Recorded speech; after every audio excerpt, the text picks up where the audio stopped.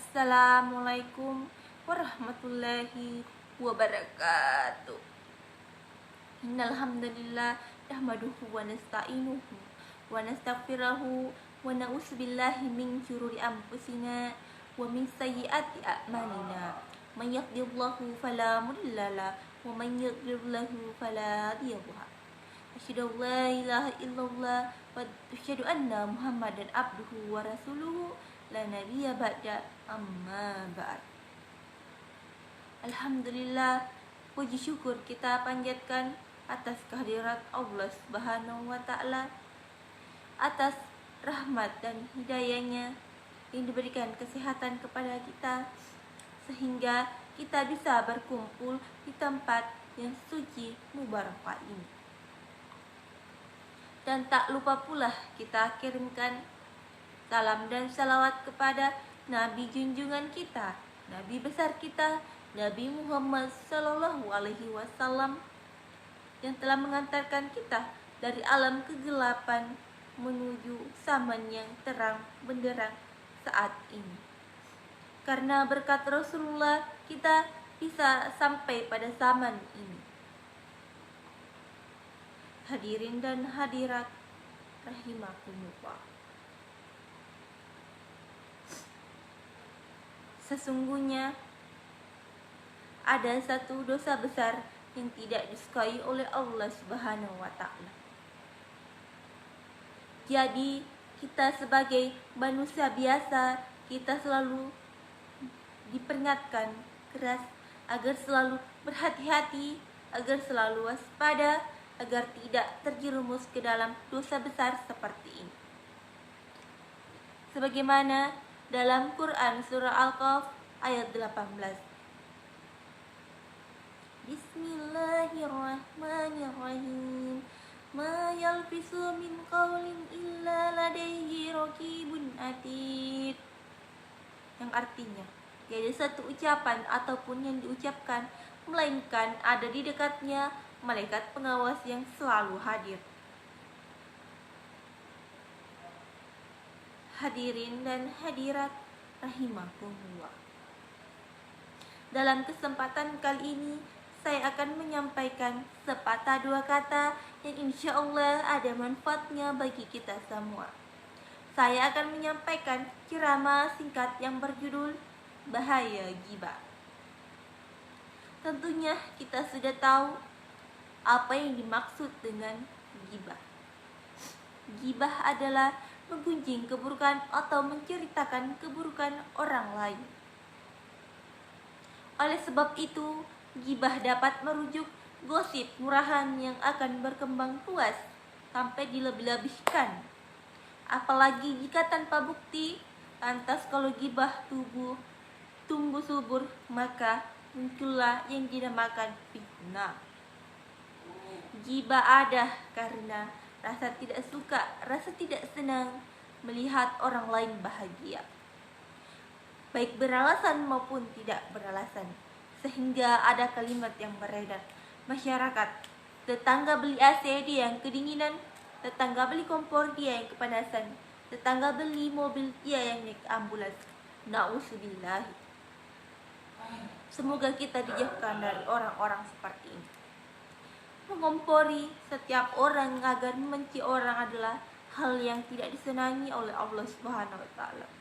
Astagfirullah.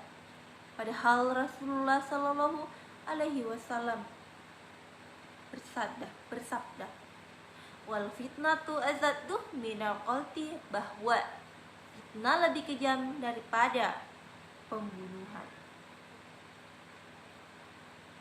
Memfitnah bisa membunuh karakter setiap orang dan masyarakat. Semua orang akan menjauhinya, bahkan keluarganya sekalipun.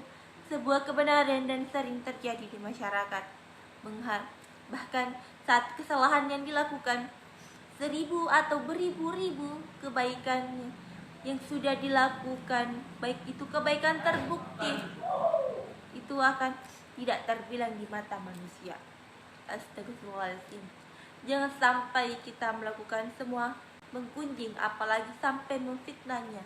Selain merugikan orang lain, juga merugikan diri kita pribadi. Hadirin dan hadirat rahimakumullah, ghibah dan fitnah yang tidak terbukti pasti meruncing pikiran yang tidak membuktikan di hadapan semuanya. Bahwa mereka yang difitnah pasti mengatakan, saya tidak melakukan hal tersebut. Pasti ada orang yang tidak menyukai terhadap diri saya sendiri. Lantas kalau diri memberontakkan ke membuktikan diri bahwa tidak bersalah, dia salah, alangkahnya bahwa cara bersikap salah sekalipun. Bersikap demikian justru tidak akan menyelesaikan masalah, malah menambah atau memperkeruh masalah tersebut. Tentang bahaya menggunjing ini, Hasan al-Basri rahimahullah berkata, ghibah demi Allah lebih cepat merusak agama seseorang daripada ulat yang memakan tubuh mayit. Maka sungguh aneh jika ada orang yang mengaku sebagai ahlul haq dan ahlul iman, ternyata dia melakukan perbuatan ghibah menggunjing, sedangkan dia mengetahui akibat dari menggunjing tersebut. Firman Allah Ta'ala mengatakan, ayuhibbu ahadukum ayyakul ahlam akhihi maitan fakarihtum.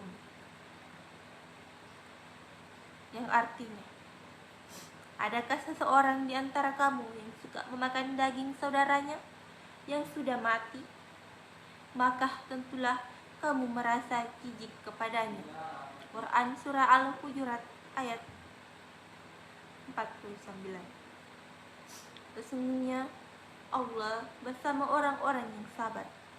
Kesabaran tidak ada batasnya. Yang ada batasnya adalah manusia. Jika memang kita digunjing atau difitnah, marilah kita introspeksi diri. Betulkah apa yang mereka tuduhkan adalah kebenaran? Bersikap membuat mereka sampai berkata demikian. Lantas, tidak adakah pembelaan diri, membela diri dengan bersabar? Berdoa kepada Allah Subhanahu wa Ta'ala, semoga mereka mendapatkan hidayah. Kemudian berusaha menjelaskan kepada mereka bahwa apa yang mereka katakan tidak betul. Itu adalah malah fitnah. Kalaupun sudah berusaha, belum ada hasilnya, serahkan semua kepada Allah, karena Dia akan mengungkapkan bersama waktu yang berjalan.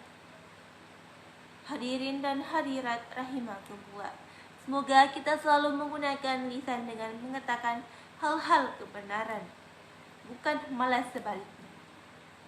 Sudah dipenuhi pikiran bahwa berkata kebohongan adalah sebuah dosa dan termasuk dalam ciri-ciri orang yang munafik.